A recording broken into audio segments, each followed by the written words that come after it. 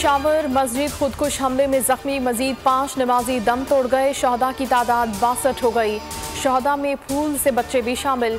29 शहदा सपुर्द खाक। धमाके में 198 अफराद जख्मी हुए थे।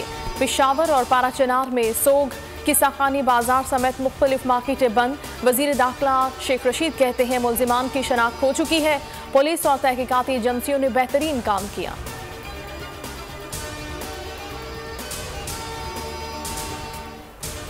पेशावर धमाके की इब्तिदाई तहकीकात पर वजीर आजम को ब्रीफिंग। वजीर आजम की मुलव्विस अनासिर को अंजाम तक पहुँचाने की हिदायत। पेशावर खुदकुश हमले का मुकदमा दर्ज, तहकीकात जारी। CDD ने 2 मुश्तबा अफराद को हिरासत में ले लिया। CCTV फुटेजेस की मदद से रिक्शे में आने वाले खुदकुश हमला आवर और 2 सहूलतकारों की खाके तैयार।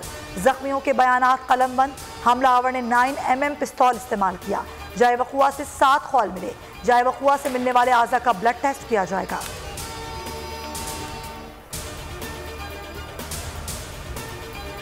अवाम सिलेक्टेड और उसकी हुकूमत से तंग आ चुके हैं। अवाम हुकूमत से नाराज और झुंझलाए हुए हैं। झुंझलाए हुए अवाम हैं। हम इनकी उम्मीदों पर पूरा उतरेंगे। बिलावल भुट्टो जरदारी की साहिवाल में बोल न्यूज़ से खुसूसी गुफ्तगू। मार्च ओकाड़ा पहुँच गया। मार्च के रावलपिंडी में दाखिले का रूट तब्दील। खैमा बस्ती लियाकत बाग के बजाय अब टी चौक रवात में बसाई जाएगी। 8 मार्च को डी चौक की तरफ मार्च होगा। तहरीक अदम एतमाद का मिशन पीपल्स पार्टी के रहनुमा खुर्शीद शाह इस्लामाबाद पहुंच गए।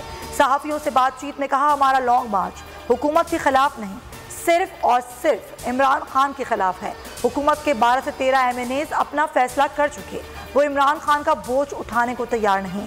लॉन्ग मार्च के इख्तिताम पर कौमी असम्बली का इजलास बुलाने की रिक्विजिशन और तहरीक अदम एतमाद जमा करा देंगे।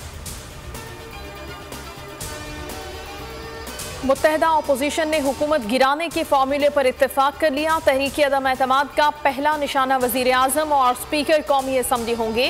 कामयाबी की सूरत में चेयरमैन सेनेट के खिलाफ तहरीक अदम एतमाद लाई जाएगी। अगला मरहला सदर के खिलाफ मुआखिजे की कार्रवाई होगी। अदम एतमाद कामयाब हुआ तो 3 से 5 माह में इलेक्शन करवाए जाएंगे। सब्सक्राइब करें और बेल दबाएं ताकि कोई खबर रह न जाए।